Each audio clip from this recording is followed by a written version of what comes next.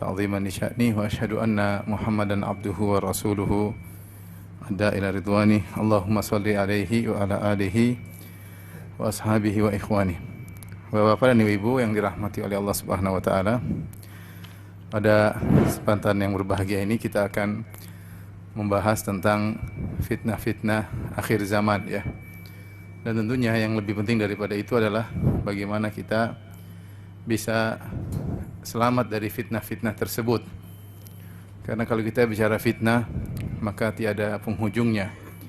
Fitnah sangat banyak sekali modelnya ya, yang bisa merusak iman seseorang atau membuat seorang menjadi ragu, dan betapa banyak orang yang akhirnya berguguran dan berjatuhan, tidak bisa tegar di atas imannya.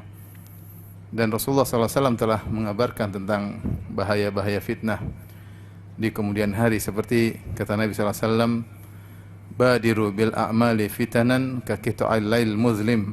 Kata Nabi SAW, bersegeralah untuk melakukan amal-amal soleh sebelum tiba fitnah-fitnah yang seperti potongan-potongan gelapnya malam. Yaitu fitnah-fitnah diibaratkan oleh Nabi SAW seperti potongan malam yang gelap gulita, yaitu membuat seorang tidak bisa melihat dengan jelas. Kemudian kata Nabi SAW, akibatnya apa? Yusbihur rajulu mu'minan wa yumsi kafiran, wa yumsi rajulu mu'minan wa yusbihu kafiran, yabi'u dinahu bi'aradhin minad dunya qalil. Kata Nabi SAW, fitnah begitu saking dahsyatnya sampai ada seorang yang di pagi hari dia masih beriman, sore hari maka dia kafir.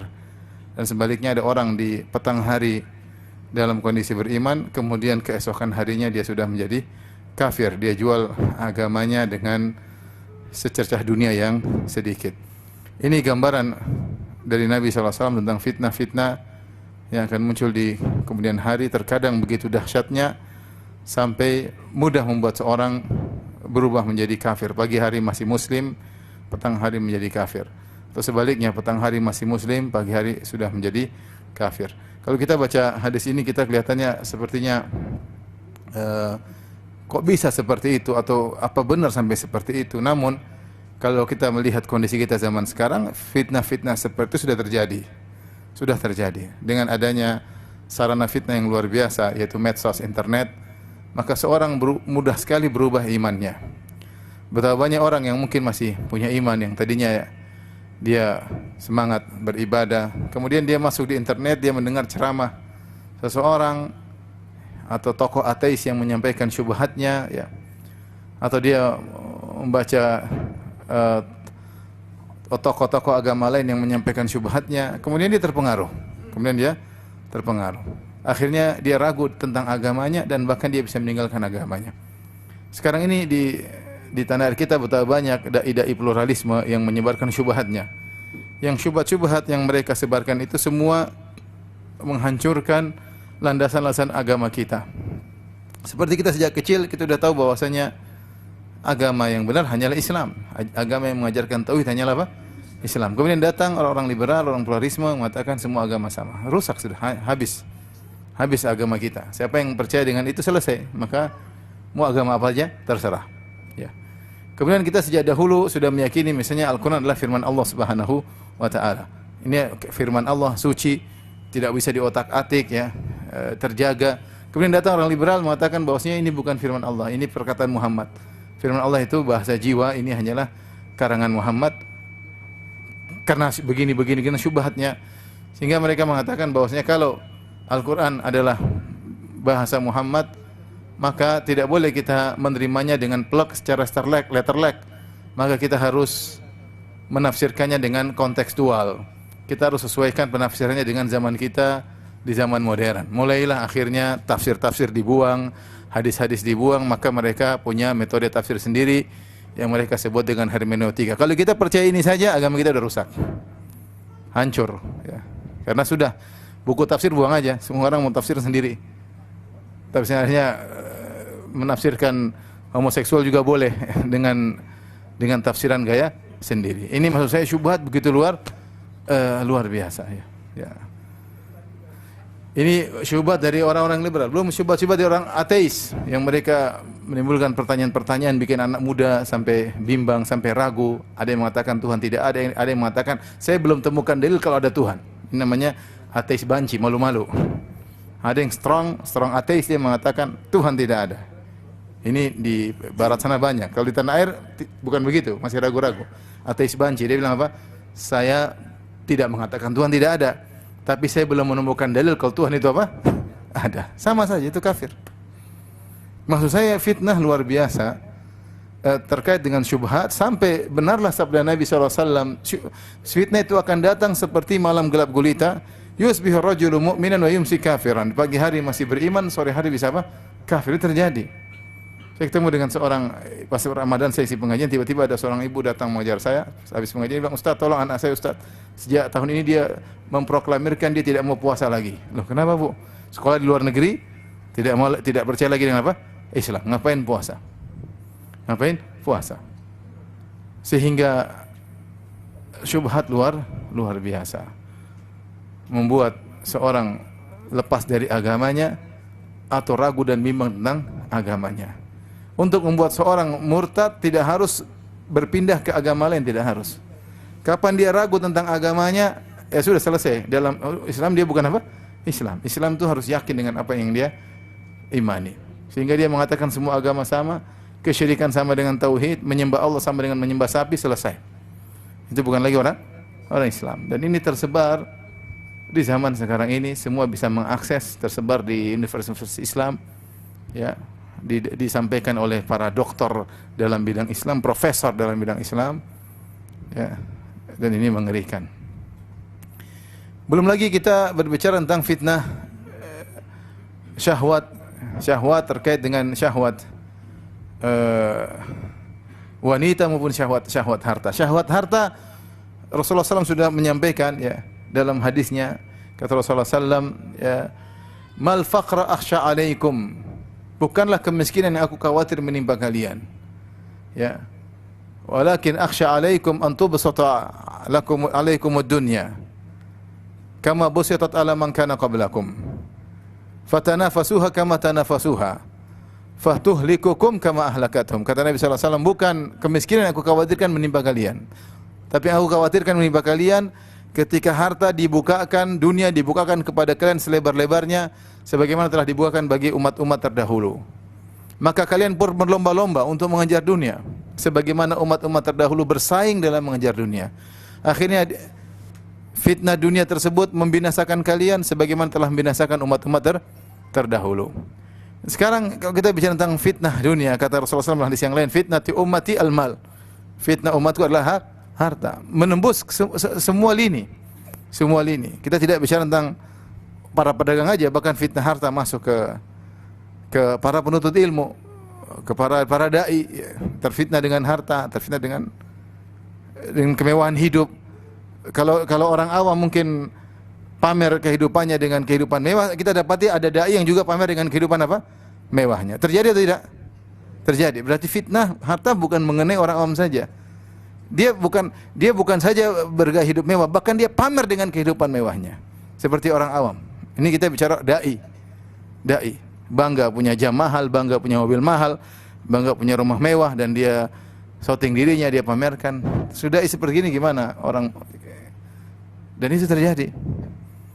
Sehingga pembicaraan kita tidak usah jauh-jauh, kita di antara kita lah. Pembicaraan kita terkadang tidak jauh dari dunia. Gimana model baru lah, ini model baru lah, pakai ibu-ibu. Tas model baru lah, ini model baru lah, inilah. Apalagi yang model baru ibu-ibu bisa bicaranya seperti itu. Sehingga bicaranya seperti itu. Apalagi kalau sudah masuk dalam dunia glamor, ya, branded selesai. Pembicaraan tiada penghujungnya. Semakin bangga dengan barang-barang branded dan yang lainnya, fitnah dunia sudah masuk. Nah, kalau orang sudah tenggelam dengan fitnah dunia, dia akan lupa dengan akhirat. Dia semakin cinta dunia, lupa dengan akhirat. Kata Allah, bal tu'thirunal hayatad dunya. Kalian lebih mendahulukan kehidupan dunia. Wal akhiratu khairu wa abqa, padahal akhirat lebih baik dan lebih apa? Kekal. Tapi sudah jadi pembicaraan masuk ke hati. Seorang tiap hari bicara tentang dunia akan masuk ke hati. Seperti seorang tiap hari bicara tentang bola. Ya sudah, merasuk dalam apa? Hatinya. Tidak ada yang dia klik, tidak ada yang dia lihat kecuali berita tentang apa? Bola. Itu pembicaraannya lupa. Kalau berlebihan, kalau tidak berlebihan tidak apa-apa. Tapi kalau berlebihan, akhirnya mendominasi hatinya, sudah mendominasi hatinya, dia lupa dengan akhirat. Nah, kita masalahnya porsi untuk bicara dunia terlalu banyak. Padahal dunia akan kita tinggalkan. Saya tidak melarang, kita semua bicara dunia. Kita butuh hidup, kita butuh kerja. Tapi porsinya kebanyakan. Porsinya kebanyakan.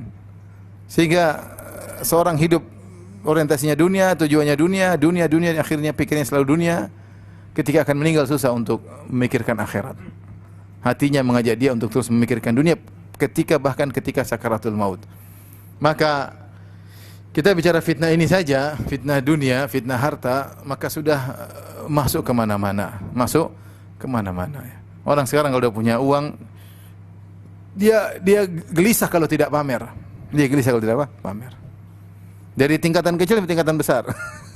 Yang punya jam mungkin murahan, dia tadinya punya jam 200.000, sekarang jam 7 juta, dia kalau tidak pamer apa? Gelisah. Yang punya jam tadi 100 juta, beli 500 juta, kalau tidak pamer dia apa? Gelisah. Sudah.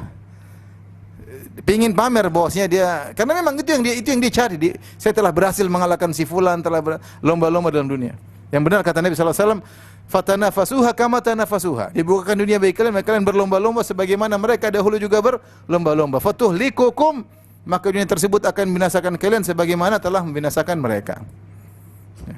Kalau miskin apa yang mau dipamerkan? Miskin ada fitnah juga, tapi fitnah harta lebih berbahaya. Belum sombong, belum angkuh, belum macam-macam. Hidup dalam halusinasi, merasa kalau dia punya kemewahan dia akan tinggi, dihormati orang, itu yang dia cari. Orang-orang mencari kehormatan dengan harta, tapi kita punya firman Allah, inna akramakum indallahi atqakum. Yang paling mulia di Allah yang paling bertakwa. Ini fitnah harta luar biasa. Rasulullah SAW kabarkan. Belum lagi kalau kita lelaki, fitnah wanita. Kata Rasulullah SAW, ma taraktu ba'di fitnatan adhara ala rijal minan nisa. Tidak pernah aku tinggalkan fitnah yang paling berbahaya bagi laki seperti fitnah wanita. Tapi bicara zaman sekarang, semua fitnah wanita tersebar. Diekspos wanita, dibuka aurat mereka ya. Semua film-film rusak semua ada di internet. Semua bisa mengaksesnya. Mengerikan ya. Anak muda apalagi ya, para jomblo ya, para jomblo menghayal ya, akhirnya nonton yang macam-macam, film-film dengan berbagai macam film-filmnya aurat wanita terbuka, udah jadi hal yang biasa, yang biasa, ya, sampai benar-benar merusak akhlak kaum muslimin. Semua berbagai macam kotoran yang ada di benak orang kafir dibuat dalam film, ya, dalam film. Semua model berhubungan intim yang aneh-aneh semua difilmkan sehingga bisa diakses oleh siapa saja. Kemudian rusaklah fitrah mereka, kemudian akhirnya punya cita-cita syaitan, pingin begini, dan itu yang terjadi penyembahan seksual yang ada. Jadilah homoseksual lah, lesbi lah, dengan hewan lah, dengan kekerasan lah, dengan inilah, dengan anak kecil. Semua bertontonan semuanya. Semua kotoran yang ada di benaknya orang kafir dalam masalah hubungan intim mereka filmkan. Dan semua bisa diakses oleh setiap kaum muslimin. Alhamdulillah. Kalau kita dengar berita-berita mengerikan ya. Mengerikan. Belum aplikasi-aplikasi untuk zina. Hubungan dengan fulan, kenalan ini. Cewek terdekat, ada yang bilang cewek terdekat Anda sekian. Ada gay terdekat. Dalam jarak 1 kilo ada gay terdekat, bisa diakses. Ada aplikasinya katanya. Waliyadzubillah. Gimana orang tidak rusak? Fitnah syahwat luar biasa. Kita berada di zaman tersebut. Mungkin alhamdulillah di luar masih kondusif, tapi kalau sudah masuk dalam dunia internet, lautan kotoran yang tidak ada penghujungnya. Mau kotoran model apa saja ada dan bisa diakses, waliyadzubillah ya. Jadi inilah fitnah-fitnah yang sedang kita hadapi ya. Belum lagi fitnah syahwat jabatan. Waduh. Syahwat, di antara syahwat wanita, di antara syahwat-syahwat harta, di antara syahwat-syahwat popularitas, di antara syahwat-syahwat jabatan. Kita bicara syahwat jabatan, orang berlomba-lomba untuk bisa meraih apa? Jabatan. Mau bohong, mau dusta, mau janji palsu, mau bikin ini, bikin anu, mau teman jadi kawan, kawan jadi teman. Tidak ada urusan, yang penting bisa raih apa? Jabatan. Menghalalkan segala cara, yang penting bisa dapat apa? Jabatan. Dan yang terfitnah bukan cuma para calon-calon pejabat tersebut, bahkan para penonton juga ikut apa? Terfitnah. Sibuk dia bicara ini, bicara ini, tidak mengikuti perkembangan, komentar, analisa, komentar apa? Analisa. Terus habis waktu, habis umur, fitnah. Waktu yang saya baca Quran jadi baca koran. Sekarang nggak ada koran, saya baca berita. Baca berita. Kapan baca Al-Quran? Habis waktu, komentar analisa, cari data, entah datanya valid atau enggak valid. Habis umur. Waktu habis. Kalau kita memang harus berkecimpung dan kita bukan politikus, secukupnya. Kalau mau pilih, baru pilih. Enggak usah kemudian sampai setahun, 2 tahun persiapan. Kemudian kita sibuk membaca berita, ikut komentar, analisa. Habis umur, nanti 5 tahun kemudian begitu lagi. 2 tahun sibuk ngurusin seperti itu. Habis umur, maki sana, maki sini. Jadikan permusuhan, suami cerai istri, istri minta cerai dari apa suami, bos ribut sama pegawai, musuhan sama bosnya. Ribut-ribut melulu. Kemudian ternyata yang diperjuangkan bertemanan. Terjadi atau tidak? Nah, kita yang habis umur, memang pilih-pilih aja, nanti ada waktunya. Bukan sejak sekarang kemudian kita sibuk apa? Menganalisa dan berkomentar. Ya, kalau itu ada masalah, ada manfaatnya. Manfaat kita baca Quran lebih. Manfaat kita ngurusi anak istri lebih daripada ngurusin seperti itu. Ada waktunya. Kalau antum politikus silakan, kalau bukan sudah secukupnya. Semua yang berlebihan tidak baik. Ini fitnah jabatan luar biasa. Semua dijegal, semua disogok, rakyat disogok, macam-macam, orang berbagai macam cara. Yang penting bisa jadi pejabat, bisa sukses, bisa berhasil. Padahal kalau kita lihat bagaimana para sahabat dahulu, lihatlah bagaimana Abu Bakar As-Siddiq radhiyallahu anhu ketika akan meninggal dunia. Dia berkata kepada Aisyah, kepada orang terdekatnya, lihat harta saya sebelum saya meninggal dunia. Sebelum saya jadi khalifah, harta saya berapa? Hitung. Setelah saya jadi khalifah, semua yang lebih dari harta saya sebelum jadi khalifah kembalikan. Itu siapa? Abu Bakar As-Siddiq. Akhirnya segala harta yang lebih dikembalikan, diberikan kepada Umar. Maka Umar pun mengatakan Abu Bakar telah merepotkan khalifah-khalifah setelahnya. Bikin aturan baru. Harta yang berlebihan suruh apa? Kembalikan, repot. Dan Umar berkata, saya menjadi wali seperti wali anak yatim, kata Umar. Faman kana ghaniyan falyasta'fif wa man kana fakhiran falyakul bil ma'ruf. Kata Allah, kalau kamu ngurus harta anak yatim, maka urus dengan yang terbaik. Wala taqrabu malal yatimi illa billati hi ahsan. Jangan kau dekati harta anak yatim kau ingin urus kecuali dengan cara yang terbaik. Terus kalau kamu kaya, faman kana ghaniyan, kalau kamu kaya falyasta'fif. Jangan makan dari harta anak yatim. Meskipun boleh, tapi jangan. Kamu udah kaya cukup. Wa man kana fakhiran, kalau kau fakir silakan falyakul bil ma'ruf, makan dari harta anak yatim secukupnya. Maka Umar berkata, saya mensikapi harta Baitul Mal kaum muslimin seperti anak yatim, seperti ngurusi anak harta anak yatim. Kalau saya perlu saya ambil, kalau saya enggak perlu saya enggak ambil. Jadi Umar bin Khattab radhiyallahu anhu menjadi khalifah bukan untuk memperkaya diri, bukan. Tapi dia mencari akhirat, ngurusi umat, pahalanya besar. Kalau seorang menjadi pejabat, niatnya demikian, Masya Allah, niat mulia, pahala besar. Afdhalul mujahidin, kata Ibnu Taimiyah rahimahullahu taala, pejabat yang adil adalah mujahid terbaik di zamannya. Tapi kalau jadikan sarana untuk memperkaya hidup, berfoya-foya, uang rakyat, urusannya panjang hari kiamat kelak. Panjang sekali. Ini fitnah, orang berlomba-lomba, fitnah untuk dihisab.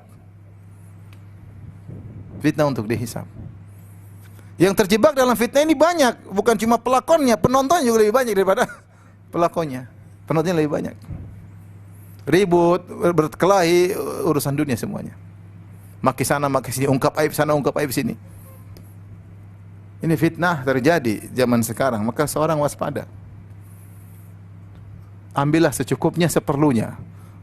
untuk kemaslahatan negara dan bangsa secukupnya. Jangan berlebihan, urusan kita di akhirat repot nanti. Ikut-ikut maki-maki ternyata salah maki. Ikut-ikut membela ternyata salah bela. Secukupnya sajalah. Secukupnya. Memilih pada waktunya, informasi pada waktunya. Jangan berlebihan. Di antara fitnah yang juga berbahaya, fitnah popularitas. Fitnah popularitas. Ya. Ibnu Taimiyah menyebutkan tentang jabatan, popularitas, itu syahwat. Syahwatun khafiyah, beliau namakan syahwat khafiyah. Syahwat yang tersembunyi. Seorang pingin populer tuh syahwat. Ya. Sehingga sekarang berapa banyak orang pingin populer, pingin viral. Mau bikin macam-macam, yang penting apa? Viral. Mau maksiat, yang penting apa? Viral. Ya. Mau pamer ibadah, yang penting apa? Viral. Semuanya pengen diviralkan. Pamer ibadah, pamer maksiat, pamer harta, semuanya viral. Itu penyakit narsis. Penyakit. Yang terkena fitnah ini banyak atau tidak? Banyak sekali. Mungkin di antara kita yang terkena, sibuk. Kalau satu hari tidak bikin konten, pantatnya gatal, bingung. Harus bikin konten-konten supaya ada komentar. Enggak ada yang komentar dia hari ini, dia gelisah. Maunya ada yang komentarin dia hari ini. Sudah terfitnah, hatinya sakit, mau diapain?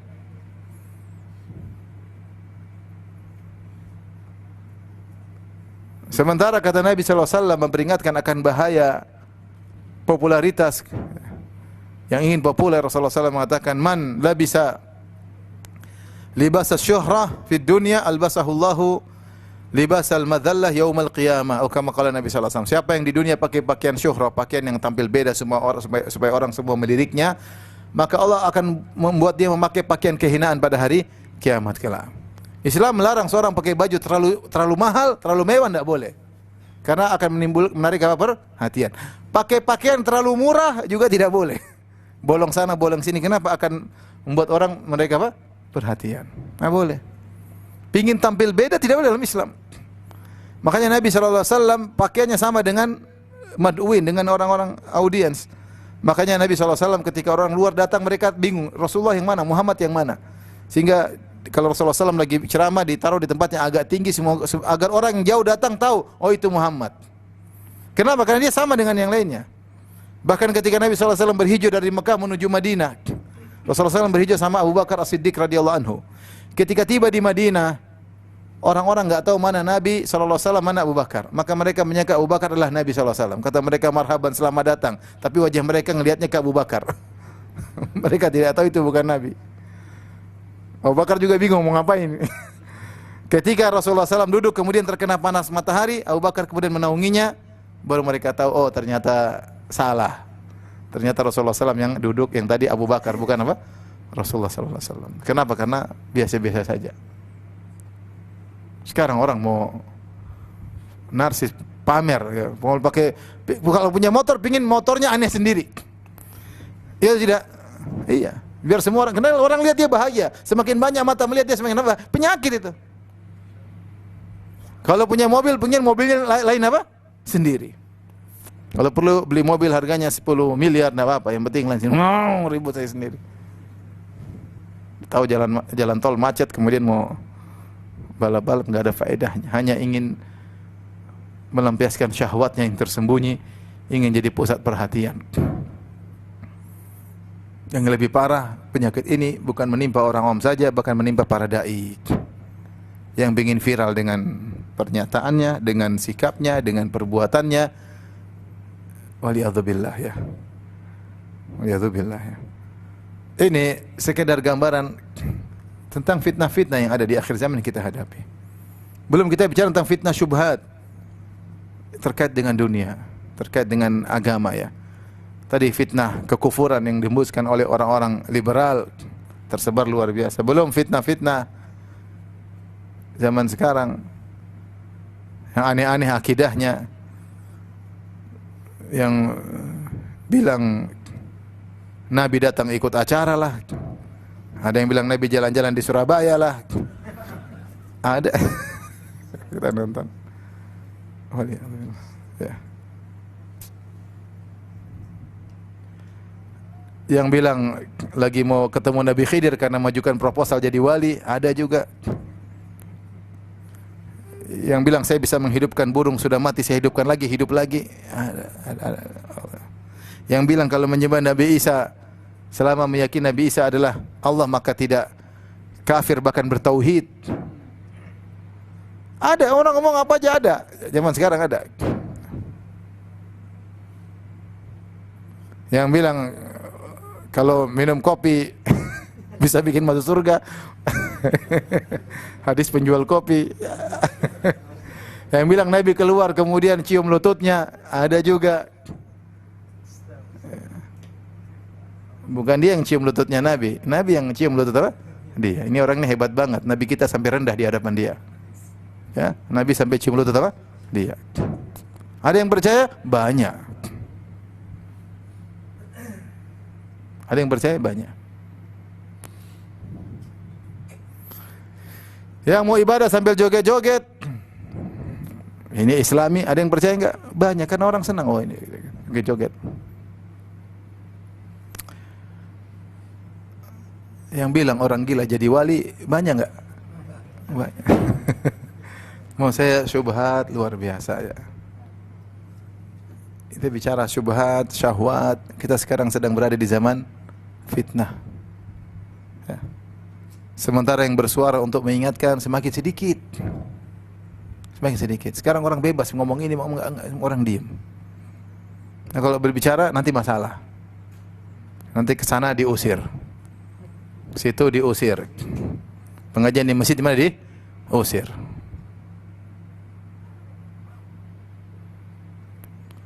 Tapi ya sebegitulah, sabar dalam kehidupan ini.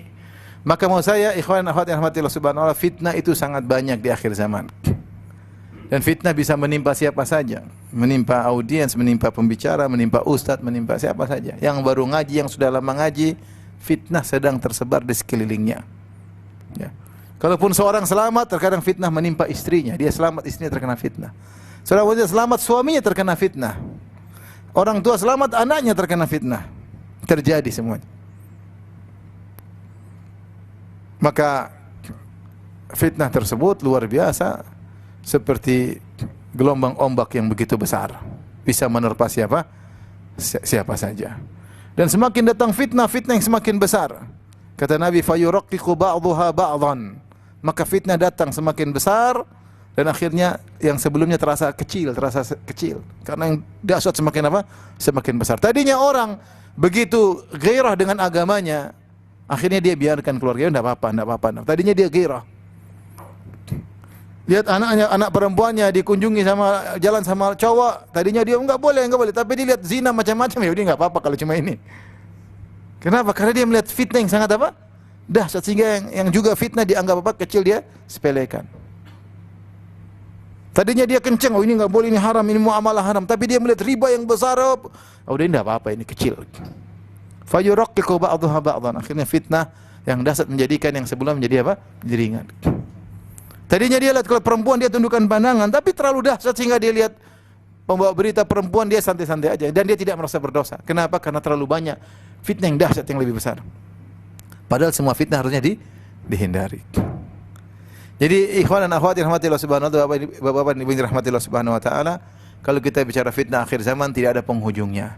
Kita ini sedang berada di zaman fitnah. Dan kata Nabi SAW, la ya'ti zamanun illa walladhi ba'dahu syarrun minhu. Tidak datang suatu zaman kecuali yang setelahnya lebih parah. Setelahnya pasti lebih lebih parah. Semakin jauh dari ajaran atau ahdi nubuwah, masa kenabian, maka fitnah semakin parah. Kita akan menunggu fitnah-fitnah yang lebih dahsyat lagi, yang mungkin tidak terbetik di benak kita, akan terjadi. Kalau Nabi mengatakan tidak akan datang hari kiamat sampai seorang mendatangi ibunya sendiri, sekarang sudah terjadi. Seorang mendatangi ibunya sendiri, seorang mendatangi adiknya sendiri. Karena dulu kita pikir bagaimana mungkin? Ternyata mungkin. Saya nonton berita, mungkin. Bagaimana terjadi? Anak dan ibu nonton film porno.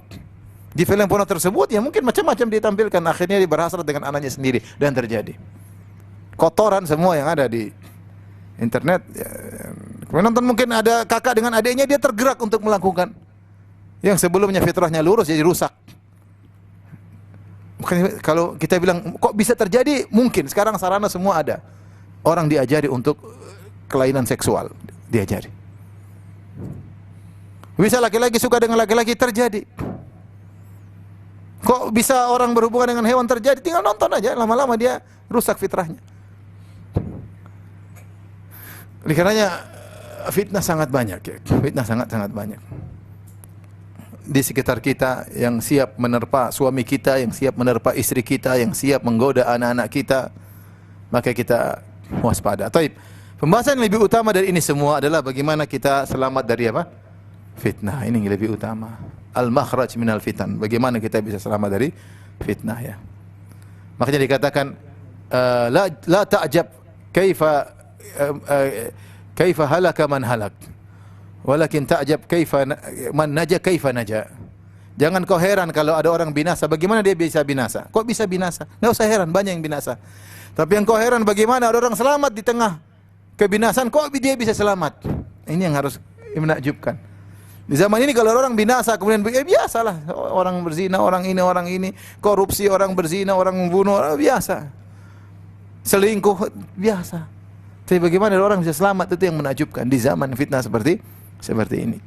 Maka di antara hal-hal yang perlu kita perhatikan agar Allah menyelamatkan kita dari fitnah yang begitu dahsyat, kita enggak tahu kapan dipanggil oleh Allah Subhanahu wa taala. Umur kita enggak tahu sampai kapan, sementara kita lupa. Tahu-tahu kita dalam kondisi terfitnah kemudian kita meninggal dunia, waliyadzubillah. Maka di antara hal-hal yang pertama kita lakukan agar kita selamat dari fitnah, berdoa kepada Allah Subhanahu wa taala. Berdoa. Kata Nabi sallallahu alaihi wasallam, ta'awwadzu minal fitan ma dhahara minha wa batan. Berlindunglah kepada Allah dari fitnah yang nampak maupun yang tersembunyi. Maka di antara doa kita berdoa, Allahumma inni a'udzubika minal fitan ma dhahara minha wa ma batan. Dihafal itu. Allahumma inni a'udzubika minal fitan. Fitan itu jamak fitnah. Fitnah itu singularnya, fitan pluralnya. Allahumma inni a'udzubika minal fitan ma dhahara minha wa ma batan. Ya Allah, Kau berlindung kepada Engkau dari fitnah yang nampak maupun yang tersembunyi. Di antara doa yang diajarkan oleh Allah Subhanahu wa taala Nabi sallallahu alaihi wasallam, ya, di antaranya wa idza aradta bi ibadika fitnatan faqbidni minha ghairu maftun. Ya Allah, jika Kau menghendaki fitnah pada suatu kaum, maka wafatkanlah aku dengan selamat dari fitnah tersebut. Wa idza aradta bi ibadika fitnatan faqbidni atau faqbidna minha ghairu maftunin. Dalam doa yang panjang, ya. Di antaranya, ya Allah, jika Kau menghendaki fitnah pada suatu kaum, maka selamatkanlah aku dari fitnah tersebut, biarkan aku wafat tanpa terfitnah. Tanpa terfitnah. Sekian ribu orang terfitnah, tiba-tiba Allah selamatkan Anda, Allah wafatkan Anda tanpa terfitnah. Di antara doa agar selamat dari fitnah adalah Rasulullah mengatakan ta'awwadz minal arba', ya. Ya, kalau kalian antara tasyahud dan salam jangan lupa berta'awudz dari 4 perkara.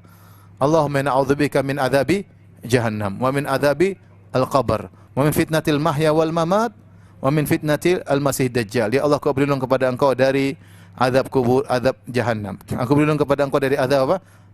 Kubur. Aku berlindung kepada Engkau dari fitnah kematian dan kehidupan. Dan aku berlindung kepada Engkau dari fitnah dajjal.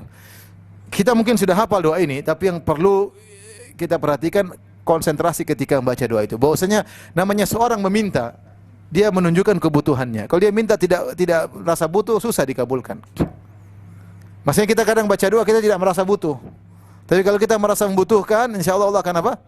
Kabulkan. Maka seorang hadirkan dalam dirinya kebutuhan untuk selamat dari fitnah. Di antaranya a'udzubika min fitnatil mahya wal mamat. Ya Allah, aku berlindung kepada Engkau dari fitnah kehidupan dan fitnah kematian. Fitnah kehidupan banyak. Fitnah syubhat, fitnah harta, fitnah wanita, fitnah jabatan, fitnah popularitas. Fitnah macam-macam banyak. Dan fitnah kematian, apa yang dimaksud? Dia mengatakan fitnah kematian maksudnya menjelang kematian. Di antaranya menjelang kematian setan datang menggoda.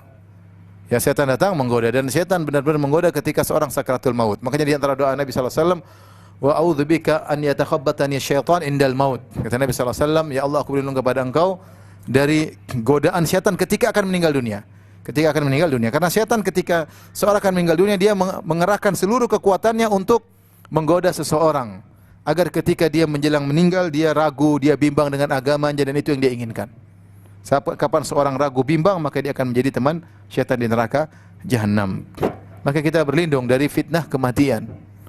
Fitnah sehingga kita meninggal dalam kondisi husnul khatimah, ya, dan tetap ditegakkan akidah kita ketika akan meninggal dunia. Itu ujian yang sangat berat ketika seorang akan meninggal dunia. Dia mengatakan fitnah al-mamat, fitnah kematian juga adalah apa yang dihadapi setelah seorang masuk dalam alam barzakh. Tapi ini di antara doa yang seorang berlindung dari fitnah-fitnah tersebut. Dia berdoa dengan sungguh-sungguh, ya, agar Allah melindunginya dari fitnah-fitnah yang berbahaya, ya, fitnah berbahaya.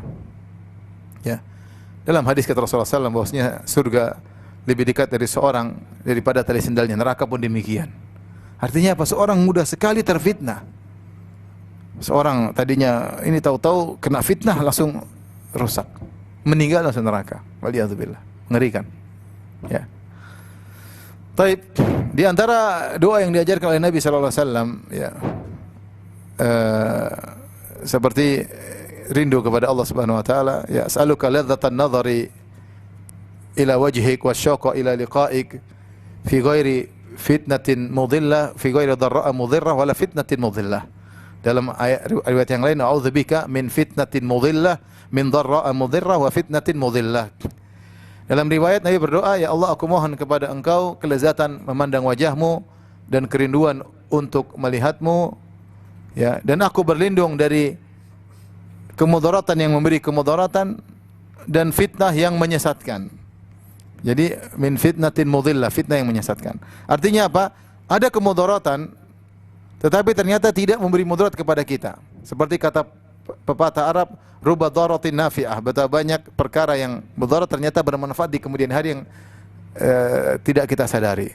Mungkin seorang terkena gangguan atau kerugian atau sakit, ternyata di balik itu ada manfaat. Maka kita berlindung dari kemudaratan yang benar-benar mendatangkan kemudaratan. Adapun kemudaratan yang mendatangkan manfaat di kemudian hari enggak ada masalah. Kemudian fitnatin mudhillah, berlindung dari fitnah yang menyesatkan. Ada fitnah di hadapan dengan kita tapi tidak menyesatkan, kita kuat, kita tegar, enggak ada masalah. Maka kita berlindung dari min fitnatin mudhillah, fitnah yang menyesatkan. Syubhat syahwat, karena kita enggak bisa lepas dari fitnah. Kita mau kemana-mana fitnah, ya. Saya aja mau pengajian misalnya, pergi kemana, naik pesawat, ya, fitnah. Ada pramugarinya, fitnah atau bukan? Fitnah. Apalagi duduk di bisnis kelas, sudah fitnah. Repot, ya. Jadi seperti pernah diundang ke Eropa, oke, ke Eropa. Saya bilang cari waktu musim dingin biar banyak orang pakai jilbab di sana. Musim dingin berangkat, benar sampai sana orang-orang boleh juga apa pakai jilbab. Ternyata ada jilbab yang tembus pandang. Wah, ini ternyata musim dingin pun mereka juga bisa pamer apa aurat, repot lah. Mesti jauh-jauh, rusak pemandangan dulu, ya, repot. Jadi fitnah. Ada fitnah yang tidak bisa hindari tapi kita berharap tidak menyesatkan. Yang berbahaya fitnah yang menyesatkan. Jadi dalam riwayat Rasulullah berdoa, Allahumma inna a'udzubika, Allahumma inni as'aluka ladzatan nadhari ila wajhik wa syauqa ila liqa'ik wa a'udzubika min dharra'a mudhirra wa fitnatin mudhillah. Aku berlindung kepada Engkau dari mudarat yang beri kemudaratan dan fitnah yang menyesatkan. Dalam sebagian riwayat, Allahumma inna a'udzubika, Allahumma inna as'aluka ladzatan nadhari ila wajhik wa syauqa ila liqa'ik fi ghairi dharra'a mudhirra wa fitnatin mudhillah. Yang artinya, ya Allah, aku mohon kepada Engkau kelezatan memandang wajahmu dan kerinduan untuk bertemu denganmu, bukan tatkala ada kemudaratan yang memberi bahaya dan juga fitnah yang menyesatkan. Maksudnya apa? Kerinduan kepada bertemu dengan Allah muncul setiap hari. Bukan seketika kita dalam kondisi sulit baru kita rindu ketemu Allah. Karena sebagian orang kalau sudah bahaya, dia sudah mau mati, rindu. Nabi ingin kerinduan untuk bertemu dengan Allah itu setiap saat, bukan dalam kondisi lagi susah saja. Maksudnya, paham? Bukan lagi sakit parah baru ingin ketemu Allah, enggak, kapan saja seorang rindu bertemu dengan Allah Subhanahu wa taala. Tapi tentunya ada doa-doa yang lain, ya, yang bermanfaat agar seorang bisa terlindung daripada fitnah. Yang pertama berdoa sering. Jangan lupa juga berdoa, ya muqallibal qulub, tsabbit qalbi ala dinik. Ya mula-mulakan hati manusia, tegakkanlah hatiku di atas agamamu. Ini benar, hati kita ini lemah. Hati kita ini mudah dimasuki dengan berbagai macam hal, ya. Memproyeksikan banyak apa yang kita lihat terproyeksi dalam diri kita, apa yang kita dengar terproyeksi dalam dada kita, apa yang kita bicarakan masuk dalam dada kita, dan hati kita berubah-ubah, suka berubah-ubah. Oleh karena seorang berdoa kepada Allah agar hatinya tegar di atas agama Allah. Ini yang pertama, berdoa yang sungguh-sungguh. Yang kedua, di antara agar selamat dari fitnah, yaitu sibuk beribadah. Sibuk beribadah. Apa kata Nabi sallallahu alaihi wasallam dalam hadis yang sahih? Kata Nabi sallallahu alaihi wasallam, "Al-ibadatu fil harji ka hijratin ilayya." Beribadah ketika musim fitnah seperti berhijrah kepadaku. Kita tidak sama beribadah di musim-musim santai orang biasa dengan beribadah ketika fitnah bergejolak di mana-mana. Kenapa kata para ulama pahalanya besar orang beribadah di musim fitnah seperti berhijrah kepada aku? Karena di musim fitnah biasanya orang ikut nimbrung dalam fitnah tersebut. Nah, engkau lain sendiri. Orang sedang sibuk komentar dengan fitnah, ikut-ikutan ngeklik fitnah berjam-jam, ikut berita fitnah. Kau sibuk sendiri baca Al-Quran, salat duha, salat malam. Orang seperti ini ibadahnya seperti hijrah kepada Nabi sallallahu alaihi wasallam. Kita tahu bagaimana keutamaan hijrah, pahalanya sangat besar. Kata Nabi kepada Amr bin As, "Amma ta'lam ya Amr, annal hijrata tahdimu ma kana qablaha." Tidakkah kau tahu bahwasanya hijrah bisa menghapuskan dosa-dosa sebelumnya? Di antara ibadah yang agung adalah beribadah ketika sedang apa? Fitnah. Bahkan Nabi SAW menyuruh segera ibadah sebelum datang fitnah. Tadi yang kita sebutkan, kata Nabi SAW, "Badiru bil a'mali fitanan." Segeralah beramal sebelum muncul fitnah-fitnah, kaqita'il lail muzlim, seperti potongan-potongan kegelapan malam. Maka di antara cara kita selamat dari fitnah, sibuk beribadah. Bikin kegiatan pengajian, kegiatan tahsin, kegiatan belajar bahasa Arab, ya. Bikin kegiatan nyambung silaturahmi, kegiatan ngurusi anak yatim, bikin kegiatan sehingga kita terjebak dalam kesibukan akhirat, bukan kesibukan dunia. Dunia sudah sibuk kita enggak mau sibuk pun akan sibuk. Nah, kita perlu jebak diri kita dalam kegiatan apa? Akhirat. Orang lagi sibuk-sibuknya dengan dunia, kita sholat duha. Orang lagi sibuk-sibuknya, kita sholat malam, ya. Sisihkan waktu untuk beribadah. Tidak ada kata terlambat. Ibu-ibu, bapak-bapak masih bisa hafal Quran meskipun 1 juz, 2 juz, enggak ada masalah. Kalau mau, kalau enggak mau ya sudah. Kalau mau bisa, enggak bisa, setoran bisa. Sehari 1 ayat. Seminggu 1 ayat enggak masalah, tapi 1 tahun ada progres jelas. Tahu-tahu juz amma sudah hafal. Kalau juz amma sudah hafal, semangat salat tinggi. Karena ada baca surat digonta-ganti suratnya. Tapi kalau hafalnya cuma 3 kul, repot. Mau ibadah malas, bangun malam juga malas. Mau ngajak istri sholat malam enggak pede. Kenapa? Hafalnya cuma 3 kul. Kalau baca 3 kul terus ditanya, kenapa bacanya 3 kul terus? Ini surat yang paling Abi cintai. Padahal tidak ada hafalannya. Oleh karenanya jebak diri dalam ibadah. Jadi kata ibu-ibu semua akan semakin menua, ya. Jangan terpedaya dengan kecantikan sekarang. Makin lama, tahun demi tahun semakin tua, semakin keriput. Mau pakai spidol sudah tidak bermanfaat lagi. Mau pakai celap aja enggak ada manfaatnya lagi. Sudah keriput mau diapain, ya. Sampai kapan mau ke salon supaya kelihatan muda terus? Sementara hati kita tidak kita perbaiki. Silakan, ya, perhatian dengan kecantikan, tetapi jangan lupa kecantikan hati lebih utama. Ya, perhatian. Waktu terus berjalan dan teman-teman kita sudah banyak dipanggil oleh Allah Subhanahu wa taala. Jadi sibuk beribadah ketika orang-orang sedang sibuk ngurusin fitnah. Di antara jalan keluar adalah menjauhi fitnah sejauh-jauhnya. Kata Nabi sallallahu alaihi wasallam, "As-sa'idu laman junnibal fitan." Ya. As-sa'idu laman junnibal fitan. Sungguhnya orang yang bahagia adalah orang yang dijauhkan dari fitnah. Sungguhnya orang yang bahagia adalah orang yang dijauhkan dari fitnah. Sungguhnya orang bahagia adalah orang yang dijauhkan dari fitnah. Kalau ada orang-orang ngobrol bangga dengan bicara fitnah, kita alhamdulillah kita enggak tahu, alhamdulillah, enggak perlu tahu. Kalau penting kita tanya, emang ada apa sih? Kalau enggak perlu tahu. Saya kadang dulu dengan seorang, dia bisa merangkai kejadian selama sebulan. Ada kejadian 5 menit selesai. Sebulan saya dengar cuma 5 menit, kesimpulannya aja. Tapi kalau orang sibuk, enggak ada kegiatan, sibuk ini ngeklik ikut berita sidang pertama, sidang kedua, kemudian seterusnya ini bantah sini, bantah sana, diskusi satu, diskusi dua, maki sana, maki satu, terus. Kata Nabi SAW, akan datang fitnah. Al-qa'idu fiha khairun minal mashi. Orang yang duduk dalam fitnah tersebut lebih baik daripada yang berdiri. Artinya duduk tidak mau tahu lebih baik daripada yang berdiri. Ya. Al-qa'idu fiha khairun minal qa'im. Yang duduk lebih baik daripada yang berdiri. Wal qa'imu fiha khairun minal mashi. Orang yang berdiri dia kurang bagus tapi masih lebih baik daripada orang yang berjalan menuju fitnah. Wal masyu fiha khairun minas sa'i, dan orang yang berjalan lebih baik daripada yang berlari menuju fitnah. Ini dalil bahwasanya semakin seorang terjauh dari fitnah, semakin tidak tahu semakin lebih baik. Sekarang kita laki-laki kita mau dengar banyak berita artis, semua fitnah itu yang tidak ada hubungan dengan kemaslahatan duniawi kita maupun akhirat kita apalagi. Tidak perlu kita tahu berita ini, artis ini cerai sama ini, kemudian jadi janda, kemudian dicari ini, dilamar ini, ditolak. Ngapain tahu gitu? Kecuali kalau antum mau ngelamar baru. Kalau antum enggak ngelamar ngapain? Ya kalau ada orang cerita sekedarnya aja, tidak perlu kemudian mau cari tahu lebih apa? Lebih jauh. Enggak ada faedahnya. Fitnahnya kita melihat itu cewek, artinya kita ini komentar akhirnya ini kita maksiat kepada Allah Subhanahu wa taala. Maka fitnah semakin kita jauhi semakin baik. Maka saya sarankan kepada diri saya pribadi juga para hadirin hadirat, kurangi bermedsos, rasakan kebahagiaan. Jangan kuota itu kurangi kuota, terlalu banyak kuotanya.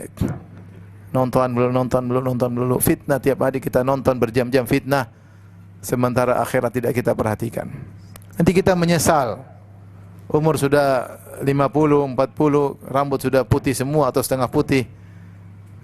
Apa yang kita lakukan cuma sangat sedikit, sangat minim. Untuk bertemu dengan Allah Subhanahu wa taala, amalan kita sangat apa? Sangat minim. Kenapa? Terlalu banyak waktu habis untuk ngikutin fitnah. Berita berita ini, berita tidak ada habisnya. Indonesia ini ada 1001 dongeng, banyak sekali mau didongengkan, cerita banyak sekali. Ngalahkan Baghdad dulu ya. Kalau Irak dulu 1001 apa? Malam. Itu sini 1001 dongeng, lebih banyak lagi tiap hari cerita, mau cerita apa aja ada. Mau dagelan apa aja ada. Mau ikutin capek. Masalahnya kita bukan waktu-waktu yang kita buang itu ada hisapnya. Kemudian menumbalkan waktu kita untuk kegiatan agamis. Silakan mengikuti berita. Seorang muslim harus tahu berita sikatnya, tapi tidak terlalu detail-detail, secukupnya saja. Secukupnya saja. Sayang umur kita. Maka fitnah semakin dijauh semakin baik. Terutama ibu yang dirahmati Allah Subhanahu wa taala, banyak hal yang ibu tidak perlu tahu. Ibu yang perlu tahu itu urusan rumah, itu perlu. Urusan sekolah anak-anak, urusan makanan suami, itu yang perlu tahu. Adapun yang luar itu tidak usah perlu tahu banyak-banyak, secukupnya saja. Berita berita ini, kriminal berita politik ini, berita enggak usahlah. Enggak usahlah. Sayang umur yang habis terus tanpa diisi dengan hal yang bermanfaat. Di antara cara agar kita selamat dari fitnah adalah sibuk dengan privasi kita. Sibukkan diri dengan privasi kita. Dalam hadis kata Rasulullah SAW, idza ra'aitan nas qad marajat uhuduhum. Kalau kau melihat manusia sudah carut marut janji mereka, ya. Sudah carut marut urusan mereka, ya. Apa yang dilakukan? Bagaimana jalan keluar? Kata Nabi SAW, agar kita bisa selamat dari itu semua, di antaranya kata beliau, ya, ilzam baitak, lazimi rumahmu, wa amsik lisanak, jaga lisanmu. Ilzam baitak, sibuk di rumah, wa amsik lisanak, jaga lisanmu, wa khudh ma ta'rif wa da' ma tunkir, yang kau tahu baik lakukan, yang kau tahu buruk tinggalkan. Wa alaika bi khassati amrik, sibuklah dengan urusan privasimu, wa da'anka amral ammah, dan tinggalkanlah urusan orang banyak. Saya ulangi nasihat Nabi SAW. Kalau dalam kondisi fitnah, ilzam baitik. Senang apa di rumah? Di rumah maksudnya sibuk dengan kegiatan privasi maksudnya. Yang perempuan apalagi di rumah, masak kayak apa, kayak baca Quran, kayak ngurus anak, kayak alhamdulillah di rumah bisa banyak kegiatan. Ya. Wa amsik lisanak, jaga lisan, jangan terlalu banyak komentar. Mau komentar di grup, mau komentar jangan banyak komentar. Betapa banyak kalimat yang keluar, kata-kata yang keluar tidak bisa dikembalikan. Dan betapa banyak kata-kata keluar membuat kita menyesal. Tidak ada kita menyesal dari kata yang kita diamkan. Kebanyakan kita menyesal gara-gara kata yang sudah terlanjur kita keluarkan. Seandainya kita diamkan ketika itu, kita tidak akan menyesal. Udah terlanjur keluar, susah untuk dikembalikan lagi. Oleh karenanya, wa amsik lisanak, tahan lisanmu. Tahan lisan. Ini jalan keluar dari fitnah. Kemudian wa khudh ma ta'rif, yang kau tahu baik lakukan, wa da' ma tungkir, yang kau tidak tahu tidak baik tinggalkan. Enggak usah spekulasi, enggak baik tinggalin. Ragu-ragu tinggalkan. Da' ma yaribuk ila ma la yaribuk, tinggalkan yang kau ragu kepada yang tidak kau ragu. Kemudian kata Nabi sallallahu alaihi wasallam, wa 'alaika bi khassati amrik. Sibuklah dengan privasimu. Privasi kita banyak. Istri kita, anak kita, usaha kita, perdagangan kita. Udah, jangan terlalu sibuk urusan orang. Jangan terlalu kepo sama urusan orang. Kepo itu bahaya. Bikin orang terjerumus dalam apa? Fitnah. Wada angka amral amah, dan tinggalkan urusan-urusan umum yang kau bukan urusanmu. Yang kau nimbrung pun tidak ada faedah dengan nimbrungmu ke dalam urusan tersebut. Itu ada yang ngurusin, bukan kamu. Bukan kamu yang ngurusin, ada yang ngurusin. Itu adalah jalan keluar dari fitnah. Ini masalah kita terlalu sibuk dengan fitnah sampai urusan privasi kita pun tidak kita perhatikan. Yang kita urusin malah urusan orang lain. Yang kita kepoin ternyata urusan orang lain. Urusan anak secara detail tidak kita perhatikan. Anak kita bagaimana, sekolahnya sampai di mana, hafalan sampai di mana, liburnya kapan, kita enggak tahu semuanya. Anak pertama, anak kedua, anak ketiga, kebutuhan istri kita begini-begini kita enggak tahu. Enggak tahu, tapi urusan orang ngerti. Ini gini. Yang urusan privasi kita lalaikan, urusan yang tidak ada hubungannya dengan kita urusin.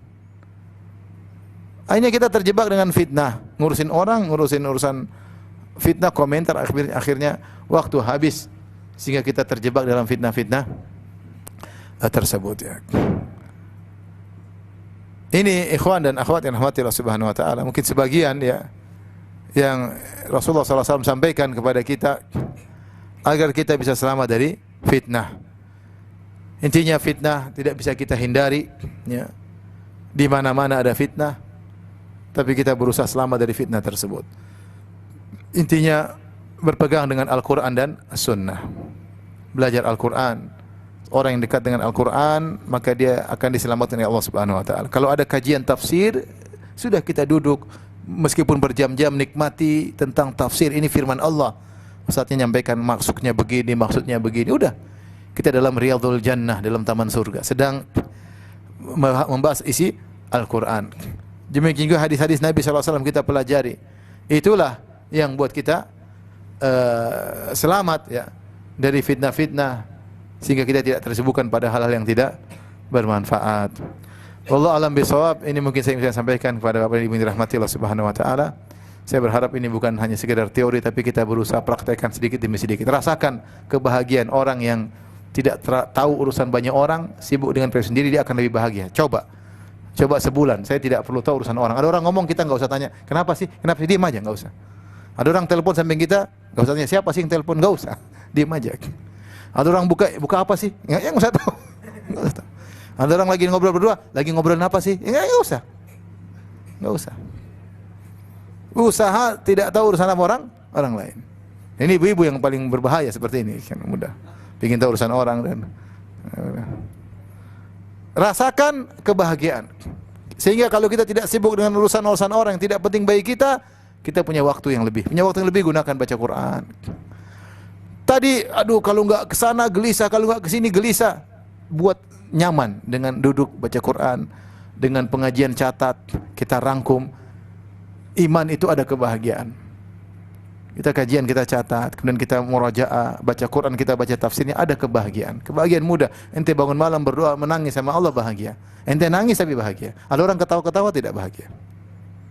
Ente bangun malam, nangis, minta sama Allah, Allah kasih bahagia. Orang ketawa ke sana, ketawa ke sini, belum tentu bahagia. Taib, demikian saja. Kalau ada yang bertanya, saya persilakan. Wallahu ta'ala alam bisawab.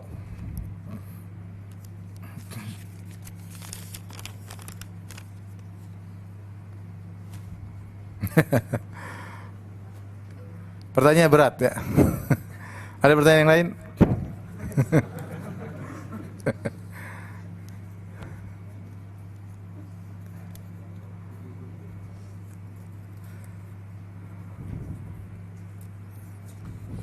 Kalau nggak ada saya pulang nih. Mana katanya?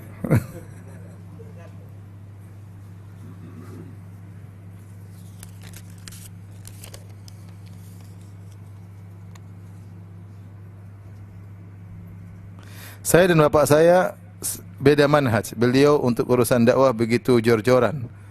Kaki sudah agak lumpuh. Diusahakan sampai keluar kota, ke luar negeri, sekian hari programnya. Begitu sampai rumah kadang nggak mau ke masjid karena kaki sakit. Mohon saran Ustaz agar bapak saya kembali ke jalan sesuai sunnah. Dan mohon agar beliau diberi hidayah. Semangat orang tua yang sampai ingin berdakwah ke luar negeri sampai sakit-sakitan ya. Itu semangat baik, tetapi kita katakan bahwasanya ya kita ketika menjalankan ibadah bukan harus mengikuti keinginan kita ya. Mengikuti keinginan kita, tapi harus mengikuti syariat Islam ya. Makanya seorang ketika beriman, iman sesuai dengan kehendak Allah dan Rasulnya, bukan kehendak kita. Saya kasih contoh sering seperti kisah Salman radhiyallahu anhu ketika menegur Abu Darda. Abu Darda dikunjungi oleh Salman, kemudian Salman mendapati istrinya mutabadzilah, pakai pakaian yang tidak rapi, dan itu bukan kebiasaan wanita Arab. Kalau di rumah, wanita Arab di rumah dia rapi untuk menyambut suaminya. Maka heran, malak, ada apa kau seperti ini? Maka kemudian istrinya Abu Darda mengatakan kepada Salman, akhuka Abu Darda laisa lahu hajatun ila dunya. Saudaramu Abu Darda tidak punya hasrat duniawi. Maksudnya dia tidak hasrat sama saya, ngapain saya rapi-rapi buat dia. Maka Salman memandang ada yang salah dalam metode Abu Darda. Ada yang salah dalam metode beribadah. Kemudian Salman akhirnya nunggu. Datanglah Abu Darda, ketika datang ke rumahnya ternyata Salman di situ. Kemudian Abu Darda menjamu Salman. Salman bilang, kita makan bareng. Kata Abu Darda, saya lagi puasa. Kata Salman, saya tidak akan makan kecuali kau buka puasa. Akhirnya Abu Darda terpaksa buka puasa. Tidak cuma di situ, ternyata Salman tidur di situ. Ternyata benar, baru sepertiga malam pertama Abu Darda sudah ingin bangun salat malam. Karena senangnya salat malam. Kata Abu Salman, belum, tidur dulu. Seperti malam kedua bangun pengen salat, kata Salman, belum, tidur dulu. Sampai ketiga malam terakhir baru mereka salat malam bareng. Setelah Salman mengecek, benar ternyata Abu Darda ada berlebihan dalam ibadah sehingga menumbalkan istrinya, maka Salman pun menegur Abu Darda. Maka dia berkata, inna li rabbika alaika haqqan. Sungguhnya Abu Darda, Rabbmu punya hak. Wa li jasadika alaika haqqan, jasadmu juga punya hak untuk kau istirahatkan. Wa li zawrika alaika haqqan, tamumu juga punya hak untuk kau muliakan. Wa li ahlika alaika haqqan, dan istrimu juga punya hak untuk kau mesrai, untuk kau cumbui. Fa'atiqul ladzi haqqin haqqan, maka berikanlah masing-masing haknya. Maka Abu Darda tidak langsung membenarkan Salman. Maka ketika salat subuh dia datang kepada Nabi sallallahu alaihi wasallam. Dia cerita, begini. Apa kata Nabi sallallahu alaihi wasallam? Shadaqa Salman. Sungguh benar apa?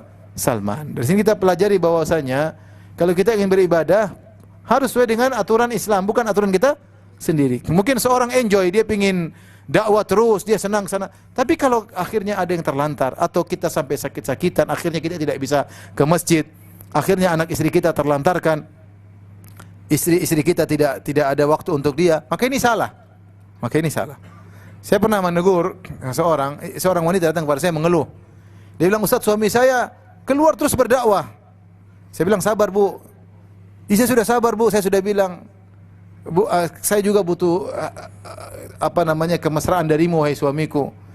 Tapi kata suami saya begini, Ustaz. Apa kata dia? Kamu ini Nabi Ibrahim saja dulu ninggalin Hajar 27 tahun. Kamu baru 40 hari baru sudah tidak sabar. Saya bilang, itu Nabi Ibrahim 27 tahun karena perintah Allah, bukan karena maunya sendiri. Kamu yang merintah kamu harus 44 bulan, siapa yang nyuruh? Enggak ada. Kalau kamu Nabi Ibrahim alaihissalam tidak apa-apa. Ini kamu bukan Ibrahim, istrimu bukan Hajar. Istrimu Juminten, kamu Paijo, repot. Oleh karenanya, akhirnya Abu Darda salah. Dan menakjubkan, Abu Darda setelah itu, Abu Darda punya istri dua, Ummu Darda Al-Kubra, Ummu Darda As-Sughra. Ummu Darda Al-Kubra sepertinya meninggal, yang tadi, kemudian dia perbaiki cara hidupnya, sehingga dia menikah lagi dengan Ummu Darda As-Sughra. Subhanallah, sampai Ummu Darda ini, sepertinya Abu Darda luar biasa setelah itu berubah, sangat sayang kepada istrinya, sampai ketika Abu Darda meninggal, Ummu Darda As-Sughra tidak mau menikah lagi. Ketika Muawiyah melamar dia mengatakan la uridu li Abi Darda ibadilan. Saya tidak mau jadi cari pengganti apa? Abu Darda, karena saya mendengar Rasulullah SAW bersabda, al-mar'ah li akhiri azwajiha fil jannah. Seorang wanita bersama suaminya yang paling terakhir di surga, dan saya tidak mau kau ganti Abu Darda, enggak mau. Menunjukkan bahwasanya Ummu Darda nyaman dengan siapa? Abu Darda. Sebelumnya tidak nyaman, kemudian Abu Darda sepertinya merubah pola hidupnya. Maka itu dalam segala kegiatan kita harus lihat ada porsi-porsi. Bukan berarti saya senang baca Quran kemudian saya ke masjid terus. Istri saya enggak perhatikan, anak saya enggak perhatikan. Benar ada dalil tentang utama baca Quran, benar ada, tapi ada dalil juga untuk perhatian sama anak apa? Istri. Maka seorang jangan mandang sebagian sisi melupakan yang lainnya. Islam ada porsinya masing-masing. Ada porsinya masing-masing. Kalau dia ikut, saya lebih nyaman di rumah, enggak enak Ustaz diomelin istri melulu, lebih nyaman di masjid. Lah, itu namanya kau beribadah cari nyamanmu, bukan sesuai dengan keinginan apa? Allah. Ya sabarlah, kalau di rumah ya istri dinasihati. Siapa suruh punya istri? Mana ada istri tidak ngomel-ngomel? Ada, tapi jarang, satu di antara sejuta. Ya, seperti itu ya. Jadi seorang tidak boleh beribadah sesuai dengan apa? Hobinya sendiri, enggak. Saya nyaman saya puasa tiap hari, ya kamu nyaman, istrimu enggak nyaman. Paham? Nyaman saya ke masjid terus keluar, anakmu enggak nyaman. Anakmu enggak nyaman, kau enggak ketemuin. Anakmu enggak nyaman. Saya dulu pernah, zaman dulu waktu anak saya masih SMP. Tahu-tahu anak saya menangis, anak perempuan saya. Ditanya sama gurunya, "Kenapa adik menangis?" Ingat Abi, ingat saya maksudnya. "Kenapa Abi itu keluar sebelum subuh, pulang malam saya sudah tidur. Dia enggak pernah ketemu saya." Saya terpukul waktu itu, oh ternyata saya salah. Ini kenyataan, saya cerita tentang diri saya pribadi. Saya pergi sebelum subuh, saya masih tinggal di Cilengsi. Pulang-pulang sudah malam, mungkin jam 9 malam, anak saya sudah tidur. Dia pergi tidak melihat saya, dia pulang sudah dia sudah tidur. Saya pulang dia sudah tidur. Maka kita hidup ini bukan keenakan kita aja. Kita ingin dakwah kemudian keluar melulu. Ya. Harus sesuai dengan aturan, masing-masing ada porsinya. Kalau kita ingin ikut senang kita, udah kita pergi ke Madinah, tinggal di sana, sudah sibuk belajar lagi. Anak-anak gimana? Istri gimana?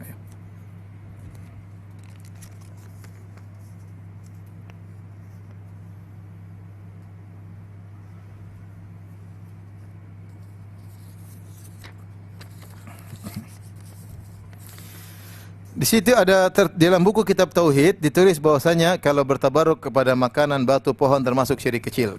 Ya, hukum asalnya syirik kecil. Kalau kita menganggap taruh ini pohon ini ada keberkahan, itu syirik kecil. Namun menjadi syirik besar kalau kita meyakini pohon ini bisa memberi manfaat secara sendiri. Ya. Tapi kalau kita merasa ini seperti orang-orang di Masjid Nabawi ngusap-ngusap apa? Tegel, ngusap-ngusap dinding. Nah mereka cari apa? Keberkahan. Kenapa ini Masjid Nabawi? Kita bilang nggak ada dalilnya. Ya. Karena kalau orang ngusap-ngusap di dinding Masjid Nabawi cuma dua kemungkinannya. Pertama, cari keberkahan. Kedua, ingin bersihkan masjid. Kalau ingin bersihkan masjid sudah banyak petugas, tidak perlu. Jadi kemungkinan pertama yang lebih kuat dia cari apa? Keberkahan. Nah, itu kan tidak ada dalilnya. Dan itu bukan syirik besar, itu syirik apa? Kecil. Kecuali dia meyakini bahwasanya tembok ini memberi manfaat mudarat sebagaimana orang musyrikin jahiliyah dahulu. Kalau tidak, maka hukum asalnya syirik apa? Kecil. Syirik kecil.